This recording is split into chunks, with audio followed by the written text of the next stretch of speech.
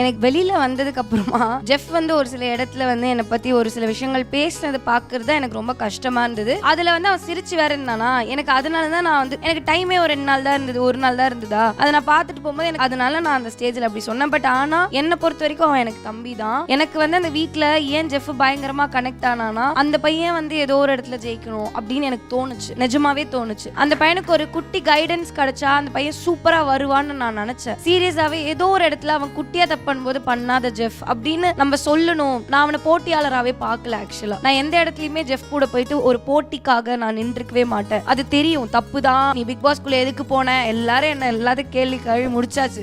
But ஆனா எனக்கு அவனை பார்க்கும்போது ஏதோ ஒரு இடத்துல அவன் ஜெயிச்சிடணும்னு எனக்கு தோணுச்சு. சீரியஸாவே அவன் கப்பு ஜெயிக்கிறான்றதை தாண்டி அவன் லைஃப்ல அவன் ஜெயிச்சுட்டானா அவனை ரெப்ரசென்ட் பண்ணி அடுத்தடுத்த சீசன்ஸ்ல வரவங்களுக்கும் அது ஒரு பெரிய மோட்டிவேஷனலா இருக்கும்னு நான் நம்பினேன். அதுக்காக தான் வந்து நான் எனக்கு ஜெஃப் அவ்வளவு பிடிச்சிருந்தது. ஜெஃப் வந்து ஒரு சில இடத்துல அப்படி பேசினது வந்து அது அவன் தான், அது ராவா அவன் இருந்திருக்கான், அவ்வளவுதான். மத்தபடி எனக்கு எப்படி இருந்ததுன்னா, ஓகே அவன் ஏதோ கோவத்துல பேசியிருக்கான், but he still my brother அப்படின்னு தான் நான் நினைக்கிறேன். எனக்கு ஜெஃப் நிஜமாவே ரொம்ப ரொம்ப பிடிக்கும். இப்ப கூட நான் அவன் கிட்ட கேட்பேன், ரொம்ப சோகமா இருக்கும்போது எனக்காக ஒரு பாட்டு பாடுறா அப்படின்னு சொல்லி கேட்டு எனக்காகலாம் பாடுவோம். செகண்டா அவன் ரீஎன்ட்ரி வரும்போது கூட எனக்கு அவ்வளவு சந்தோஷமா நான் அவனை கட்டி பிடிச்சி முத்தம்லாம் கொடுத்துருப்பேன். எனக்கு அவனை வந்து அந்த வீட்டுல பார்க்கணும். அவன் இல்லாம அந்த வீடு எப்படி இருந்ததுன்னா அப்படியே ஒரு மாதிரி இருந்தது. ஐயோ அந்த எனர்ஜி கொஞ்சம் கம்மியாகுது பாருங்க, ஜெஃப் எங்க இருக்கான் அப்படின்ற மாதிரி இருந்துச்சு. ஸோ அதனால அவன் திரும்பி வீட்டுக்குள்ள வந்ததுமே எனக்கு ரொம்ப சந்தோஷமா இருந்ததுக்கப்புறம் அவன் எனக்காக சிரிக்கல அப்படின்றது தெரிஞ்சதுக்கு அப்புறமா ஐயோ நம்ம அப்படி சொல்லியிருக்க கூடாதோ அப்படின்னு எனக்கு தோணுச்சு. ஓகே. அண்ட் எங்களுக்கு காதுபட வந்த ஒரு விஷயம் என்ன, டுவர்ட்ஸ் நியரிங் டு ஃபினாலே வந்து உங்களுக்கும் சவுண்டுக்கு ஏதோ ஒரு சின்ன மிஸ் அண்டர்ஸ்டாண்டிங்லாம் இருந்தது அப்படின்ற ஒரு விஷயம் ஸ்ப்ரெட் ஆச்சு. அது உண்மையா பொய்யா ஜாக்? அது வாட் வாஸ் இட்? அதுதான் நான் சொன்னது. ஏதோ ஒரு இடத்துல இப்போது நான் வந்து என் லைஃப்பில் ஜெயிக்க போகிறேன்னு வச்சுக்கோங்களேன்.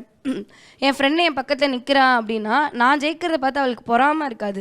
பட் அவளுமே இந்த காம்படிஷனில் இருக்கா அப்படின்றதும் அவள் தெரிஞ்சுக்கிட்டு அவளுமே இன்னும் வேகமாக ஓட தானே செய்வாள். இப்போ அவள் ஓடுறா அப்படின்போது அது ஒரு காம்படிஷன். என்ன தான் நம்ம வந்து அங்கே ஃப்ரெண்ட்ஷிப் க்ரியேட் பண்ணாலும் காம்படிஷன் வரும்போது 2 பேருக்குள்ளே ஏதோ ஒரு இடத்துல குட்டி குட்டி விஷயங்கள் நடக்கும் தான். பட் எனக்கு தெரிஞ்ச அது பெரிய அப்படியே மிஸ் அண்டர்ஸ்டாண்டிங் ஆகி அப்படிலாம் ஒன்றுமே கிடையாது. அவள் ஒரு சில இடத்துல புலம்புவாள். எங்கள் அம்மா அவங்க அம்மா அந்த நான் பார்த்துருப்போம்ல, ஏண்டி இப்படி பண்ணுறா எதுக்கடி அப்படின்னு புலம்புவா. நான் அதுதான் அவளுக்கு வந்து ஏதோ ஒரு இடத்துல இன்னொருத்தங்கிட்ட புலம்பும் போது அது எப்படி ஆகிடுதுன்னா, என்கிட்ட சொல்லாமல் வேறு யாரோ ஒருத்தங்கிட்ட போய் சொல்லிடுற மாதிரி ஆகுற மாதிரி ஆகுது.